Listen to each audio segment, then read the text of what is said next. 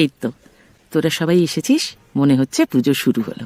একদম ঠিক বলেছো দিদা, প্রত্যেক দিনের জন্য একটা করে নতুন জামা নিয়ে এসেছি জানো, অনেক ছবি তুলবো, সবাই মিলে খুব মজা করব। কিন্তু লালিটা ল্যাপটপ আর বই খাতা নিয়ে ওপরে বসেছে, দেখ না ওকে গিয়ে নিয়ে আসতে পারিস কিনা নিচে। লালি মানে লাবণ্য সেন, বয়স 23, ঘোষাল বাড়ির বড় নাতনি সে। হালকা হলুদ রঙের শাড়ি, কপালে খয়েরি টিপ, চোখে কাজল, এই দেখে তো ছলাত। বলছি,